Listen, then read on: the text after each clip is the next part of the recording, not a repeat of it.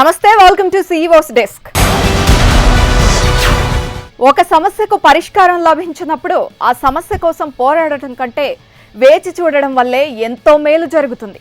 ఈ విషయం మన రాజకీయ నేతలకు తెలిసినట్లుగా మరెవ్వరికీ తెలియదు. అవకాశం కోసం ఎదురు చూసే నేతలు అందుకు ఎంతో ఓర్పుగా ఉంటారు. వైఎస్ రాజశేఖర రెడ్డి ఉమ్మడి ఆంధ్రప్రదేశ్ రాజకీయాల్లో రేపిన కల్లోలంతో 10 ఏళ్ల పాటు టీడీపీ అధినేత చంద్రబాబు రాజకీయాలకు దూరమయ్యారు. కాంగ్రెస్ పార్టీని రెండో టర్మ్లో అధికారంలోకి తీసుకువచ్చిన వైఎస్ఆర్ మరణం, ఆ తర్వాత జరిగిన పరిణామాలు మనందరికీ తెలుసు.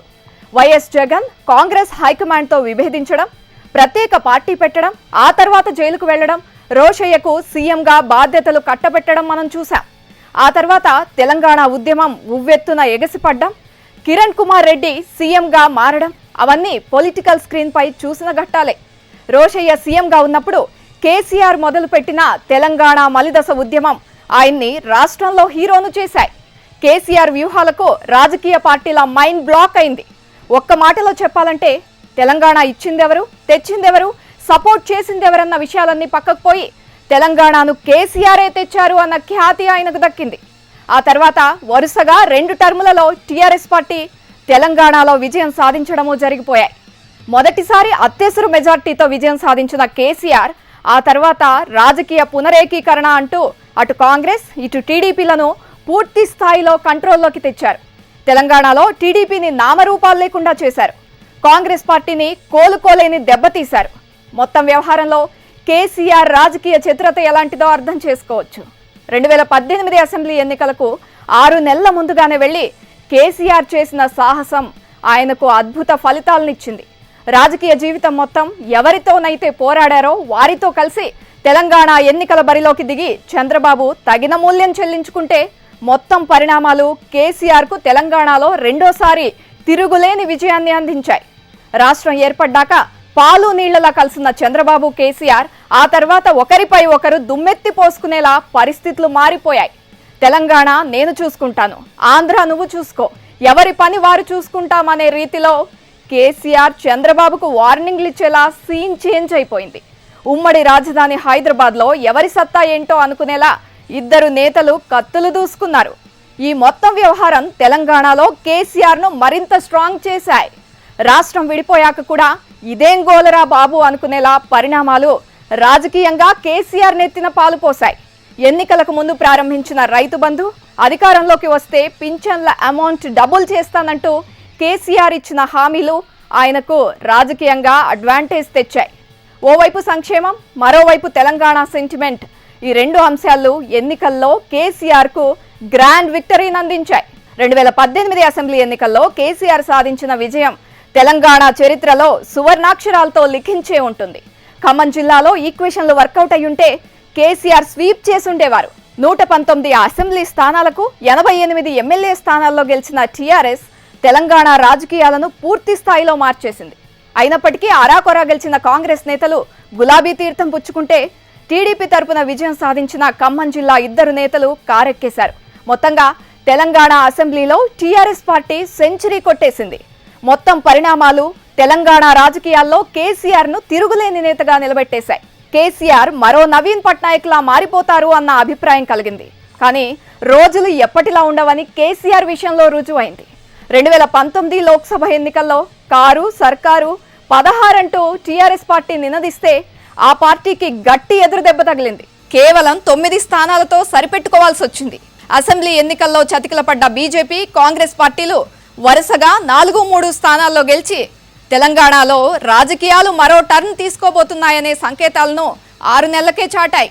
అసెంబ్లీ ఎన్నికల్లో అఖండ విజయం సాధించిన కేసీఆర్కు ఆ తర్వాత 6 నెలలకే జరిగిన లోక్సభ ఎన్నికల్లో ఫలితాలు కంగు తినిపించాయి. దీంతో తెలంగాణపై బీజేపీ కాంగ్రెస్ పార్టీల ఫోకస్ పెరిగింది. రాజకీయాల గురించి కేసీఆర్కు తెలిసినంతగా ఎవరికీ తెలియదు. ఏ ఎన్నికల్లో ఎలాంటి పాచిక విసరాలన్న దానిపై ఆయనను మించిన వారు లేరు అనుకునేలా తెలంగాణలో ఉన్న పరిస్థితి 2019 లోక్సభ ఎన్నికల తర్వాత మారిపోయింది. లోక్సభ ఎన్నికల తర్వాత కొద్ది రోజులకు జరిగిన దుబ్బాక ఉప ఎన్నికలలో బీజేపీ అనూహ్య విజయం సాధించి కేసీఆర్లో టెన్షన్ను పెంచేసింది. అటు హరీష్ ఇటు కేసీఆర్ సొంత నియోజకవర్గాలకు కూతవేటు దూరంలో ఉన్న దుబ్బాకలో గెలిచి కొండను ఢీకొట్టేందుకు సిద్ధంగా ఉన్నామంటూ కమలం పార్టీ సంకేతాలను పంపించింది. తెలంగాణలో పరిస్థితులు చేజారిపోతున్నాయా అని కేసీఆర్ మదన పడేలా పొజిషన్ ఏర్పడింది. ఇంకెందుకు ఆలస్యం అనుకున్నారో ఏమో, కేసీఆర్ గ్రేటర్ హైదరాబాద్ ఎన్నికలను ముందుకు జరిపి మరీ పెట్టేశారు. 2016 ఆరంభంలో జరిగిన ఎన్నికల్లో టీఆర్ఎస్ పార్టీ దాదాపు సెంచరీ కొట్టింది. 99 డివిజన్లలో party Jayabheri మోగిస్తే BJP, Congress party గెలిచిన స్థానాలు 4-2 మాత్రమే. కానీ 2020 డిసెంబర్లో జరిగిన గ్రేటర్ ఎన్నికల్లో ఫలితాలు ఒక్కసారిగా గులాబీ పార్టీని ఆత్మరక్షణలోకి నెట్టేశాయి. టీఆర్ఎస్ పార్టీ కేవలం 56 స్థానాలకే పరిమితమైపోయి 99 స్థానాల నుండి ఒక్కసారిగా 56 స్థానాలకు తగ్గింది. 4 స్థానాల్లో మాత్రమే గెలిచిన బీజేపీ 48 స్థానాల్లో విజయం సాధించి ప్రభుత్వ వ్యతిరేకత మొదలైంది అన్న సంకేతాలను ఇచ్చింది. 2014 అసెంబ్లీ ఎన్నికల్లో 63 స్థానాల్లో గెలిచిన టీఆర్ఎస్ 2018లో 88 స్థానాల్లో విజయం సాధించి తెలంగాణలో తిరుగులేదు అనిపించుకుంటే 2 ఏళ్లలో మొత్తం పరిణామాలు మారిపోయాయి. మొత్తంగా తెలంగాణలో రాజకీయం రసవత్తరంగా మారుతోంది. దక్షిణాదిలో కర్ణాటక తర్వాత బీజేపీ ఫోకస్ చేసిన తెలంగాణలో గెలిచి తీరాలి అన్న కసిలో ఉన్న ఆ పార్టీ నేతలు ఇప్పుడు పూర్తి ఫోకస్ పెట్టి మరీ పనిచేస్తున్నారు. ఎన్నికల్లో గెలిచేందుకు చేయాల్సిన అన్ని ప్రయత్నాలు చేస్తున్నారు. ఒకప్పుడు మోడీతో ఎంతో స్నేహంగా ఉన్న కేసీఆర్ ఇప్పుడు రాజకీయ విరోధిగా మారిపోయారు. మోడీ స్నేహితుడు అంటూనే బీజేపీపై సూటి విమర్శలు చేస్తూ దేశంలోనే బీజేపీ విధానాలను అంతలా ఎండగట్టేవారు మరొకరు లేరు అన్నట్లుగా కేసీఆర్ దేశవ్యాప్తంగా గుర్తింపు పొందారు. ఐటీ, ఈడీ రైడ్స్తో బెంగాల్ సీఎం మమత లాంటి వాళ్ళు ఒక అడుగు ముందుకు, ఒక అడుగు వెనక్కి వేస్తున్న తరుణంలో కేసీఆర్ మాత్రం బీజేపీపై అదే ఊపు కొనసాగిస్తున్నారు. ఇదంతా చరిత్రలో జరిగిన ఒక ఘట్టం అయితే రెండో ఘట్టం ఎలాంటి మలుపులు తీసుకోబోతుందనే దానిపై ఎంతో ఆసక్తి నెలకొంది. 2014 తర్వాత విడిపోయిన తెలుగు రాష్ట్రాల్లో నాడు ఉన్న భావోద్వేగాలు ఇప్పుడు లేవు. 2 రాష్ట్రాల ప్రజలు గతంలో కంటే ఇప్పుడు ఎంతో అన్యోన్యంగా జీవిస్తున్నారు. 2019లో చంద్రబాబు అధికారం కోల్పోవడం, జగన్మోహన్ రెడ్డి ఆధ్వర్యంలో ప్రభుత్వం ఏర్పడడంతో రాజకీయంగా తెలంగాణ, ఆంధ్రప్రదేశ్ మధ్య సుహృద్భావ వాతావరణం వెల్లివిరిసింది. అపరిష్కృతంగా ఉన్న సమస్యలను పక్కకు పెడితే వైసీపీ అధినేత జగన్మోహన్ రెడ్డి, టీఆర్ఎస్ అధినేత కేసీఆర్తో చెలిమి ఎన్నో సమస్యలను పక్కకు నెట్టేశాయని క్లియర్గా చెప్పుకోవాల్సిందే. ఏపీలో 151 స్థానాల్లో విజయం సాధించిన జగన్మోహన్ రెడ్డి సింగిల్ హ్యాండ్గా పాలన సాగిస్తూ ఉంటే రెండో టర్మ్లో గెలిచాక తెలంగాణలో కేసీఆర్కు ఒక్కొక్కటిగా కష్టాలు మొదలయ్యాయి. పడుతూ లేస్తూ చార్మ్ ఏమాత్రం తగ్గలేదని కేసీఆర్ చెబుతున్నప్పటికీ బీజేపీ ఇక్కడ ఉన్న ప్రతిపక్షాన్ని నమిలేయాలని కంకణం కట్టుకున్నట్లుగా ఉంది. ఎందుకంటే కాంగ్రెస్ పార్టీ దేశవ్యాప్తంగా డల్ అవుతున్న సమయంలో తెలంగాణలో ఆ పార్టీని పూర్తిగా నామరూపాలు లేకుండా చేయాలని బీజేపీ అధినాయకత్వం ప్రయత్నిస్తూనే ఉంది. కానీ అది మాత్రం ఎందుకో విజయవంతం కావడం లేదు. కాంగ్రెస్ పార్టీ నుండి బీజేపీలోకి భారీగా చేరికలుంటాయని భావిస్తున్నా అది గ్రౌండ్లో మాత్రం పెద్దగా కనిపించడం లేదు. ఓవైపు దేశవ్యాప్తంగా ఒక్కో రాష్ట్రాన్ని ప్రతిపక్షాలకు బంగారు పళ్లెంలో పెట్టి మరీ ఇస్తున్న హస్తం పెద్దలు తెలంగాణలో చేసిందే ఉందన్న ధీమా, ధైర్యం కమలం పార్టీలో ఉండటాన్ని కూడా చూడాలి. అదే సమయంలో కేసీఆర్ను బలహీనం చేయాలన్న వ్యూహాన్ని కమలం పార్టీ తెరపైకి తీసుకొచ్చింది. దేశంలో ఎన్నో సంక్షేమ పథకాలతో తెలంగాణ ప్రజలకు ముందెన్నడూ లేని విధంగా ఫలాలు అందిస్తున్న కేసీఆర్ సర్కార్ను బీజేపీ టార్గెట్ చేస్తూ అడుగులు వేస్తోంది. కుటుంబ పాలన, అవినీతి అస్త్రాలుగా ప్రజల్లోకి వెళ్తున్నారు ఆ పార్టీ నేతలు. అయితే కొత్త కొత్త పథకాలు ప్రవేశపెట్టిన కేసీఆర్ ఓవైపు సాగునీటి ప్రాజెక్టులు, మరోవైపు మిషన్ భగీరథ, మిషన్ కాకతీయతో ప్రజల మనసు చూరగొన్నారు. హైదరాబాద్ అభివృద్ధి గతంతో పోల్చుకుంటే శరవేగంగా ముందుకు సాగుతోంది. దేశంలోనే మేటి రాజధానిలా భాగ్యనగరాన్ని కొత్త పుంతలు తొక్కించారు కేసీఆర్. కానీ రాజకీయాలు ఎప్పుడూ ఒకేలా ఉండవు. కొన్నిసార్లు రాజకీయాలు తీసుకునే టర్న్లు మొత్తం వ్యవస్థలనే మార్చేస్తాయి. రాజకీయాల్లో హత్యలుండవు, ఆత్మహత్యలు మాత్రమేనని చరిత్ర చెబుతున్న పాఠం తెలంగాణలోనూ కనిపిస్తోంది. టీఆర్ఎస్ పార్టీలో కేసీఆర్ నమ్మిన బంటుగా ఉన్న ఈటెల రాజేందర్ ఎపిసోడ్ అందుకు నిదర్శనం. కొన్ని అంశాలు దాచేస్తే దాగవు కదా. గ్రాడ్యుయేట్ ఎన్నికల్లో విజయం, వరంగల్, ఖమ్మం మున్సిపాలిటీ ఎన్నికలు ముగిసిన మరుక్షణం ఈటెల రాజేందర్పై కేసీఆర్ ప్రయోగించిన కబ్జా అస్త్రం బెడిసికొట్టింది. అప్పటి వరకు ఏది చేసినా రాజకీయంగా అడ్వాంటేజ్ తీసుకున్న కేసీఆర్కు ఈటెల తొలిసారి ఝలక్కిచ్చారు. ఈటెల కేసీఆర్ను ఎదుర్కోవడానికి ఏ పార్టీలో చేరతారా అని అందరూ భావిస్తున్న తరుణంలో రాజకీయ వైరుధ్యాలున్న ఈటెల తన నేపథ్యమైన పీడీఎస్యూ లాంటి సంస్థల నుండి వచ్చినప్పటికీ కాషాయ కండువా కప్పుకోవడం కొత్త రాజకీయాలకు కారణమైంది. తనకు కేసీఆర్ రాజకీయంగా అన్యాయం చేశారని ప్రజల్లోకి తీసుకువెళ్లి సింపతి రాజేసి ఉప ఎన్నికల్లో గెలవడం తెలంగాణ రాజకీయాలనే మార్చేసింది. హుజూరాబాద్ ఉప ఎన్నికల్లో ఈటెల గెలవడం, బీజేపీలో ప్రాధాన్యత సంపాదించుకోవడం, కాషాయ పెద్దలు హైదరాబాద్ గడ్డపై కార్యవర్గ సమావేశాలు నిర్వహించడం, ఇప్పటి నుండే కేసీఆర్కు మోదీ, అమిత్ షాలు వార్నింగ్లు ఇవ్వడాన్ని చూశాం. రాజకీయంగా తలెత్తుతున్న సమస్యలతో కేసీఆర్ ఎలా ముందడుగేస్తారో అనుకుంటున్న తరుణంలో మునుగోడు ఉప ఎన్నిక తెలంగాణ రాజకీయాన్ని ఎలాంటి మలుపులు తిప్పబోతోందో వేచి చూడాలి. మునుగోడులో జెండా పాతాలని అటు టీఆర్ఎస్ ఇటు బీజేపీ ఈ రెండు పార్టీలు ఉవ్విళ్ళూరుతూ ఉంటే కాంగ్రెస్ పార్టీ పీకల్లోతు కూరుకుపోయింది అన్నట్లుగా గ్రౌండ్ సిచ్యువేషన్ కనిపిస్తోంది. కోమటిరెడ్డి బ్రదర్స్ రూపంలో తెలంగాణ రాజకీయాలు మరో టర్న్ తీసుకోబోతున్నాయని సుస్పష్టమవుతోంది. కేసీఆర్ పై పోరాటం, ఆరాటం అంటూ కోమటిరెడ్డి బ్రదర్స్ చెప్పుకోవడానికి బాగానే ఉన్నా కాంగ్రెస్ పార్టీలో తగిన ప్రాధాన్యత లభించకపోవడమేనన్నది బహిరంగ రహస్యం. మునుగోడు ఎన్నిక తెలంగాణ రాజకీయాలను మార్చేసేందుకు రంగం సిద్ధమైందని ఇప్పుడు మళ్లీ రాజకీయ పార్టీలు కోరస్ పెంచాయి. హుజూరాబాద్ ఎన్నిక తర్వాత మునుగోడు ఇప్పుడు తెలంగాణలో బీజేపీకి ఒక ప్రయోగశాలగా మారింది. హుజూరాబాద్లో ఈటెల రాజేందర్ సాయంతో బీజేపీ గెలిస్తే రాజగోపాల్ రెడ్డి సాయంతో మునుగోడును ఈదాలని ఆ పార్టీ భావిస్తోంది. కానీ హుజూరాబాద్ వేరు, మునుగోడు వేరన్నది ఢిల్లీ పెద్దలకి తెలియకపోవచ్చు. ఇక్కడున్న కాషాయ నేతలు ఆ విషయాన్ని అంత క్లియర్గా చెప్పనూ లేకపోవచ్చు. హుజూరాబాద్లో జీరోగా ఉన్న బీజేపీ ఈటెల మద్దతుతో గెలవంగా లేంది ఎంతో కొంత ప్రెజెన్స్ ఉన్న మునుగోడులో రాజగోపాల్ రెడ్డిని గెలిపించుకోవడం కష్టమా అని బీజేపీ అనుకోవడం అవివేకమే అవుతుంది. ఈటెల వేరు, కోమటిరెడ్డి వేరు అన్నది ఆ పార్టీ అర్థం చేసుకోకుంటే తగిన మూల్యం చెల్లించుకోవాల్సి ఉంటుంది. మునుగోడు తెలంగాణ అసెంబ్లీ ఎన్నికలకు ముందు సెమీఫైనల్స్గా రాజకీయ విశ్లేషకులు అభివర్ణిస్తున్నారు. కానీ ఉప ఎన్నికలను బట్టి సాధారణ ఎన్నికల ఫలితాలు ఉంటాయా అన్నది చెప్పలే. ఈ పరిణామాలు తెలుగు రాష్ట్రాల్లో చాలాసార్లు చూశాం. నంద్యాల ఉప ఎన్నికలో టీడీపీ గెలిస్తే ఆ తర్వాత జరిగిన అసెంబ్లీ ఎన్నికల్లో ఫలితాలు ఎలా వచ్చాయో చూశాం.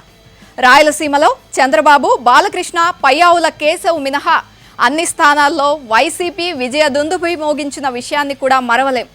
రాజకీయాలు ఎలాంటి టర్నులు తీసుకుంటాయన్నది ఊహించడానికే కష్టం. ఇప్పుడు ఈ లెక్కలన్నీ కూడా తెలంగాణలో 2023 అసెంబ్లీ ఎన్నికల్లో పోరాటం ఎలా జరగబోతోంది అన్నదానికి నేపథ్యంగా చెప్పుకోవాల్సి ఉంటుంది. తెలంగాణకు ఏపీకి ఎన్నికలు జరగడానికి 6 నెలల గ్యాప్ ఉంది. సో తెలంగాణ రాజకీయాల్లో బీజేపీ ఎలాంటి పాచికలు విసురుతుందా అనడానికి ఎన్నో ఎగ్జాంపుల్స్ చెప్పుకోవాల్సి ఉంటుంది. వాస్తవానికి ఆంధ్ర ప్రాంతంతో పోల్చుకుంటే తెలంగాణలో కుల రాజకీయాలను పెద్దగా చూసిన దాఖలాలేమీ లేవు. కానీ విభజన తర్వాత ఆ వాసనలు తెలంగాణలోనూ కొద్దిగా ప్రవేశించాయని చెప్పాల్సిందే. 2018 అసెంబ్లీ ఎన్నికల్లో తెర ముందుకు వచ్చి చంద్రబాబు మహాకూటమి గట్టి చేసిన రాజకీయం ఆత్మహత్య సదృశ్యమని అర్థమై ఉండాలి. ఏపీలో మళ్లీ గెలవడంపై ఫోకస్ పెట్టాల్సిన టీడీపీ తెలంగాణ రాజకీయాల్లో వేలు పెట్టి కష్టాలను కోరి తెచ్చుకుంది. వ్రతం చెడ్డ ఫలితం దక్కాలన్న నానుడిని పక్కన పెట్టి 2019 ఎన్నికలకు ముందు చంద్రబాబు తన పరాజయ యాత్రను ప్రారంభించారు. తెలంగాణలో ఇంకా ఆంధ్ర పెత్తనం ఏంటంటూ కేసీఆర్ వేసిన రాజకీయ ఎత్తుగడ ఫలితాన్నిచ్చింది. 2016 గ్రేటర్ ఎన్నికల్లో అఖండ విజయం సాధించిన కేసీఆర్కు రాజకీయాలు చాలా బాగా తెలుసు. 2018 అసెంబ్లీ ఎన్నికల్లో ఆంధ్ర ఓటర్లను ప్రసన్నం చేసుకుంటూనే చంద్రబాబును కార్నర్ చేశారు. రాజకీయంగా చంద్రబాబు వైఫల్యాలను ఎత్తుచూపి తెలంగాణలో మరింత స్ట్రాంగ్ అయ్యారు. 2020లో జరిగిన గ్రేటర్ ఎన్నికల్లో టీఆర్ఎస్ పార్టీకి చేదు ఫలితాలు వచ్చినా ఆంధ్ర ప్రాంతం నుండి దశాబ్దాలుగా జీవిస్తున్న ప్రజల్లో మాత్రం కేసీఆర్ పట్ల ఉన్న సానుకూలత ప్రతిధ్వనించింది. గ్రేటర్ ఎన్నికల్లో టీఆర్ఎస్ పార్టీ గడ్డు పరిస్థితులను ఎదుర్కొన్న ఆంధ్ర నేపథ్యం ఉన్న ఓటర్లు టీఆర్ఎస్ పార్టీని ఆదరించారు. ముఖ్యంగా కూకట్పల్లి, షేరిలింగంపల్లి, జూబ్లీహిల్స్ పరిసర ప్రాంతాల్లో విజయానికి కారణమేంటో అర్థం చేసుకోవడం పెద్ద కష్టమేమీ కాదు. ఈ ప్రాంతంలో ప్రజా తీర్పును ఏపీకి ఎలా ముడిపెడతారని ప్రశ్నించొచ్చు. కానీ ఇక్కడ లాజిక్ ఉంది. నాడు విభజన కేసీఆర్ మూలంగా జరిగిందని భావించిన ఆంధ్ర ప్రజలు ఆ తర్వాత అవన్నీ మర్చిపోయేలా పాలన సాగించి కేసీఆర్ సక్సెస్ అయ్యారు. కానీ బీజేపీ మాత్రం ఏపీలో విలన్గా మారింది. చంద్రబాబు నాయుడు నేరుగా కాంగ్రెస్ పార్టీతో పొత్తు పెట్టుకుని ఢిల్లీ స్థాయిలో బీజేపీపై సాగించిన పోరాటం బెడిసికొట్టింది. కానీ ఈ పరిణామాలన్నీ ఆంధ్ర ప్రజల్లో మానని గాయాలు రగిలించాయి. బీజేపీ ఏపీకి అన్యాయం చేస్తోందని, విభజన హామీలను గాలికి వదిలేసిందని ప్రజల్లో ఒక భావన బలంగా నాటుకుపోయింది. ఇలాంటి తరుణంలో తెలంగాణలో కేసీఆర్ను బలపరచడమే మేలన్న అభిప్రాయం ఆ వర్గ ప్రజల్లో కలిగింది. ఏపీలో వైసీపీ అధికారంలోకి వచ్చిన తర్వాత తెలంగాణలో షర్మిల పార్టీ పెట్టినా ఆ పార్టీ ఇచ్చిన క్లియర్ స్టాండ్ కేసీఆర్ కు ఇబ్బందికరంగా మారలేదు. తెలంగాణ రాజకీయాల్లో వైసీపీ వేలు పెట్టబోదంటూ ఆ పార్టీ పెద్దలు కుండబద్దలు కొట్టేశారు. మరి చంద్రబాబు ఇప్పుడేం చేస్తారన్నది సస్పెన్స్ ఏమీ కాదు. ఎందుకంటే చంద్రబాబుకు ఇప్పుడు తెలంగాణ అంత ముఖ్యం కాదు. ఏపీలో పోయిన అధికారాన్ని నిలబెట్టుకోవడమే ఆయన లక్ష్యం. ఏపీ ఎన్నికల్లో విజయం సాధించడానికి తెలంగాణలో చంద్రబాబు ఏం చేస్తారన్నది ఊహించొచ్చు. ఏపీలో జగన్మోహన్ రెడ్డికి దన్నుగా కేంద్రం ఉందని, అందుకే పాలన సాఫీగా సాగిపోతోందని టీడీపీ బలంగా విశ్వసిస్తోంది. అదే కేంద్రం అండదండలు లేకుంటే జగన్మోహన్ రెడ్డి పాలన సాగించలేరని, ఆస్తుల కేసులో జైలుకు వెళ్లాల్సి వచ్చేదన్న అభిప్రాయం కూడా ఉంది. అందుకే చంద్రబాబు 2019లో జరిగిన రాజకీయ వైఫల్యాల నుంచి గుణపాఠాలు నేర్చుకున్నట్లుగా కనిపిస్తోంది.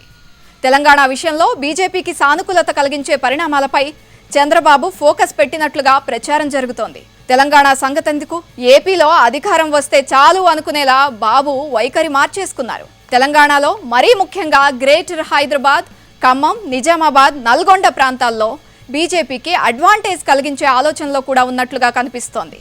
ఇదంతా ఎందుకంటే ఏపీలో 2024లో జరిగే ఎన్నికల్లో కేంద్ర మద్దతు, కరుణ చంద్రబాబుకి ఎంతో అవసరం. బీజేపీ అండ లేకుండా ఏపీలో టీడీపీ అధికారంలోకి రావడం దాదాపుగా అసాధ్యం. ఏపీలో జగన్మోహన్ రెడ్డి బలం తగ్గినా అది చంద్రబాబు గెలిచే అంత లేదని సర్వేలన్నీ కూడా ఘోషిస్తున్నాయి. అందుకే చంద్రబాబు విషయంలో బీజేపీ కూడా ఒక నిర్ణయం తీసుకునే అవకాశం ఉంది. ఏపీలో జగన్మోహన్ రెడ్డి అనుకూలంగా ఉన్నా రాజకీయంగా అది బీజేపీ బలపడ్డానికి ఉపకరించదు అన్న వర్షన్ ప్రబలంగా ఉంది. అయితే తెలంగాణలో నివసిస్తున్న ఆంధ్ర మూలాలున్న ప్రజలు ఈసారి ఏ విధంగా రియాక్ట్ అవుతారు అన్నది $1 మిలియన్ ప్రశ్న. ఇప్పటికే టీఆర్ఎస్ పార్టీలో చాలా మంది ఆంధ్ర ప్రాంతం నాయకులు మింగిలైపోయారు. ఇప్పుడు వారంతా బీజేపీ వైపు మరలుతారా? అందుకు చంద్రబాబు ఎత్తులు వేస్తారా? వీటన్నింటినీ అడ్డుకునేందుకు కేసీఆర్ ఎలాంటి వ్యూహాలు పన్నుతారు అన్నదే భవిష్యత్తు తెలంగాణ రాజకీయాలను శాసించే అంశంగా మారుతోంది. మొత్తం వ్యవహారంలో వైసీపీ అధినేత జగన్ మౌనం వహిస్తూ ఉంటే చంద్రబాబు ఎలా ముందుకు సాగుతారు అన్నది 40 ఏళ్ల సుదీర్ఘ రాజకీయానికి ఒక సవాల్.